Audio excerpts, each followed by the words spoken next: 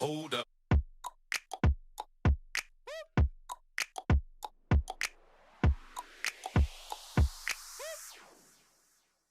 Hi, I hope you're having a great day and I hope you're staying safe at home. Today I want to talk about something called conscious living, living with awareness and action. A lot of you must have heard this before, but the more and more people keep getting stuck in fad diets, people keep getting stuck in fad exercise programs, fad spirituality, and all of these problems, the more we realize that how many more diets are we going to chase? How many more different exercise programs are we going to chase? How many more spiritual fads are we going to chase? Spirituality is beautiful, but people make it into a fad by mindlessly doing, by only reading and never practicing, only talking big about what they learn, but never practicing. There's one solution. And what I talked about today is the solution that is going to be the same today, tomorrow, 5 years down the line, 10 years down the line, 100 years down the line. It all comes down to you and how consciously you live. Because when you learn to live consciously, whether it's your health, your relationships, your personal growth, the way you feel, your family, your loved ones, it is decisions that only you can make with consciousness that are best for you. The world can continue throwing diet plans at you, telling you this exercise is the best, 50 minutes is better than 40 minutes, 16 hours of fasting is better than 14 hours, 8 hours of sleep is better than 7 hours of sleep. And this has been going on for 15, 20, 30 years, and we're in the same place. People are still searching for weight loss. People are still looking for ways to burn fat, staying healthy, prevent diseases, recover from diseases. When's it all going to stop? So while we can get information, beautiful information from every other experience that we see people talk about, finally it comes to what is right for us. And when you develop, and the process starts today, you're not going to be able to sit under a tree and meditate for 3 days and then become, conscious in your living. No, it's a process. You're going to do it, you're going to fail. You're going to do it, you're going to realize the benefits, you're going to fail again. The process is be aware of the success and the failures. That's all you need to do. So what is conscious living? When people think about conscious living, they think, oh no, I need to meditate, I need to light more candles, I'll have to dress like a saint, I'll have to stop socializing, I can't watch TV, I can't have material things. No, it is absolutely none of that. If it was true, everyone who has material things would be the saddest people on earth. But there are people who have material things and they live with awareness and gratitude. There are people who have material things and they live with greed and they can never enjoy it. So there's a big difference.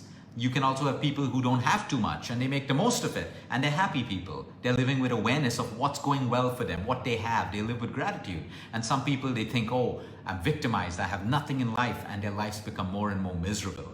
So conscious living is nothing but being aware of who you are, your lifestyle, your emotions, how you feel, your surroundings, all of this with awareness and consciousness. That's all. But we can't be conscious and awareness because we're constantly distracted by our vices. We're constantly distracted by what we're searching for in other people's gardens and other people's social media pages and what's going well. Like they say, the grass is always greener on the other side. That's wrong. That's inaccurate. The grass is always greener on the other side, and it will continue being that way if you're constantly looking outside. But you're standing on grass as well. How much can you nurture that grass, water it, nourish it? And how can you make the grass where you are greener? So at some point you can stop looking out for greener pastures. It's always good to be ambitious. You can always improve. You can get better. But if you're constantly looking for greener pastures by comparing your life with other people, you're going to be miserable. So I make a mistake right now. I'm conscious about it. I'm aware of it. Okay, I made a mistake. What can I learn from this? What can I do now? Conscious living. Okay, I said something wrong. Okay, I'm aware of it. It hurt someone's feelings. What can I do now? How can I make sure this doesn't happen again? I'm eating wrong food all the time, binging, eating the wrong foods. Okay, I'm aware of this behavior. What are the triggers? Am I consciously aware of what is making me eat? Now, what can I do about it? So there's consciousness, awareness, and action. 3 steps to change your life right now. I don't feel loved anymore. Okay, I'm aware of this feeling. I don't feel loved. Okay, what can make me feel loved? Where can I get this love? What changes can I make in my life? So you see, consciousness and awareness. But the problem is people are over-conscious about everything that's not going well for them. So you're over-conscious about all the negativity, but you're not conscious about what's going well in your life, what you have. You're over-conscious about what you don't have. Why can't you be conscious about what you have?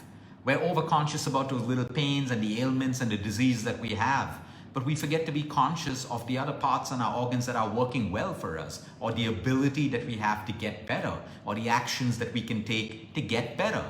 We're over-conscious about what we're not receiving in our relationships from our partners, our family. We're over-conscious about that, but we're not conscious about everything that we are receiving. So you see, when we live with consciousness and awareness, it's good for both. Be aware and conscious of what is not going well for you, take those actions to make it better, and also be aware and conscious of what is going well for you.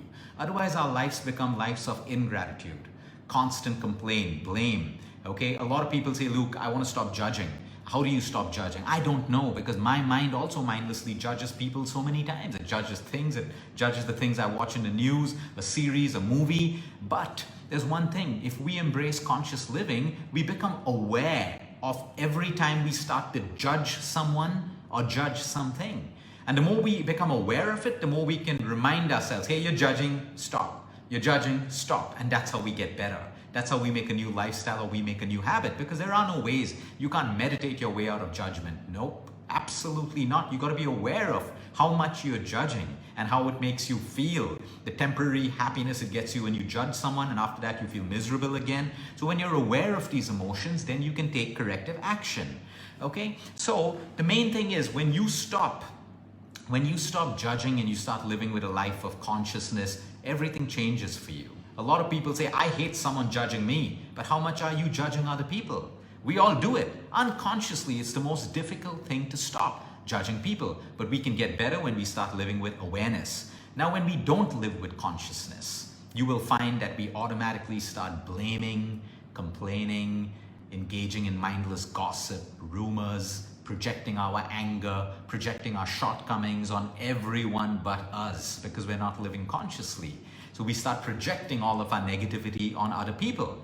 But today we understand there are spheres in our life. We have health as a sphere, we have relationships, we have family, we have personal growth, we have career, and we have career business, and we have our wealth and abundance. These are different spheres in our life. Now, how can I start living consciously in all of these spheres? It's very simple. I first assign value to them, that health is valuable. My personal growth is valuable. My relationships are valuable. My career is valuable. Building my finance and my wealth is valuable. I assign value to it, because willpower and motivation is short-lived. You can't motivate yourself every single day or use willpower to say, I'm going to look after my health, my finances, my relationships. No, you assign value to it. You make it a priority. When you make it a priority and you assign value to it, guess what? You need very little motivation. In fact, you'll use more inspiration. So inspiration and motivation can go a long way when you've assigned something value and priority. So everything that you put value on right now is because you've assigned value to it. It's important to you, so you do it. And everything that you're struggling with, but you have to do, is because you have not assigned the right amount of value. So when you do that, you don't become dependent on just willpower and just motivation. Okay, so with conscious living, we learn to start focusing on the smaller things in life. Like how many times I mindlessly reach out for my phone. How many times I find myself mindlessly scrolling. I'm not getting any value. I'm just scrolling and moving from one social media page to another. Conscious living. Don't beat yourself for doing that. We all do it. But when we're consciously aware, then we realize, okay, I'm reaching out for my phone, but I don't need to right now. Self-restraint. Let me not do it. Okay. I feel like eating a snack. There's a cookie on the table right now, but I'm conscious about it. Hey, I just ate lunch 2 hours ago. There is no way I'm physically hungry. Let me leave the cookie for now. Maybe I'll eat it when I'm physically hungry. So a conscious decision. I don't feel like working out today. Okay, I think I'm just going to skip it. But consciously, why? Why do I need to skip it? Am I sick? Okay, am I sick? Do I have something more important? No. Okay, fine. Maybe I don't want to do a 1 hour workout, but let me do 30 minutes. Let me do 15 minutes. Conscious decision because you're conscious about it. Otherwise, we make decisions so easily. I'll just skip the workout today. No, it's not important. I'll just skip my lunch today. No, it's not important. I'll just have a dessert. We'll see about weight loss later. We can join a program later and take care of it. Oh, I have these symptoms today. Let me just ignore it. I'll look at it when it becomes more serious. Now that is living with reaction, and living with reaction causes all of our problems. All of our problems. So living consciously, how do we bring conscious living to health? How do we bring it to health? Number one, have I assigned enough a value of how important my health is to me, my loved ones, and everyone else? No. Now, what part of my health do I need to work on? Let me be conscious about that. What is my body telling me? I'm putting on weight constantly. Do I have a hormonal imbalance? Am I lazy? Do I need more activity? Am I sleep deprived? Am I too stressed? Your body, the beauty of conscious living is your body's talking to you all the time. It is whispering to you. It is telling you what to eat, what not to eat, how much to eat, when to stop, what time to eat. Your own body is telling you that. And when you learn to start consciously living, you start listening to that inner voice. You have a gut instinct. That gut instinct is wisdom. You can't find wisdom everywhere else. You can find wisdom in stories on the internet and all of that stuff. But you have a wisdom of your own, and that's your own gut instinct. That's your own inner voice speaking to you. If you are conscious and you're living with awareness, you know what to do. You know what decision to make. You know which relationship is going to serve you. You know which relationship you need to give up. You know which foods make you feel good. You know which foods make you feel horrible. So conscious living, you can bring it to health. You can bring it to your relationship. When you're not living in your relationship or with your partner consciously, you're constantly looking at, oh, those people are so happy. That couple's so happy. Oh, they're doing this, more holidays. That means they're more happy. Let me take more holidays. You take more holidays, but you're still miserable. Your relationship is bio-individual like you. You and your partner are two individual things. You don't have to mark up to the benchmark of what the world calls love. But when you consciously live, you realize that, hey, I don't have to buy expensive stuff for my partner, but giving time to my partner makes her more happy or makes him more happy. Smaller things make him or her more happy. So I don't have to spend that money and get stressed out to buy this expensive gift when all she or he wants is my time. Appreciation, conscious living. You get your answers when you consciously live. So bring conscious living to your relationships, likewise to your family, likewise to your personal growth. Every day, if you're comparing your life with someone on social media, you don't even know who you want to be. But when you step back and consciously you sit down and realize, I want to be this kind of a person. I want to do this. Then you start making your action plan and you move in that direction, no matter what the movies and social media is showing you, because you have a clear vision, a clear path, a clear intention, because it's come up in your awareness, in your consciousness of who you want to be, how you want to dress, how you want to look, what you want to eat, what you want to say, the company you choose to keep. These are your decisions, not society's decisions. So we can bring consciousness to every sphere of our life, to our wealth and our abundance as well. Am I happy with what I have? Great. Conscious decision. Maybe I'm not happy. Maybe I want a little more. So now consciously, what can I do? Can I get a new skill? Can I start a new business? Can I write a book and sell it? Can I do something else? Conscious. Instead of complaining about the economy and complaining about taxes and complaining about and finding fault with the whole world, what can you do consciously to add that abundance and wealth in your life? So it's so important. There's nothing wrong with materialism. Materialism becomes a problem when it distracts you from your own consciousness and awareness. You start to think that material things make you happy. Of course, they can bring you a little bit of happiness. You get that new car, you feel proud, you're driving it, it's good, it fades away. You get your new house, yes, it's good. After that, it's just a house, or it's just a yacht, or just a boat, or just a handbag, or just a Rolex watch. It's good, it brought you a little bit of happiness. The problem is, if you start depending on materialism for your happiness, then you know you're living a lie.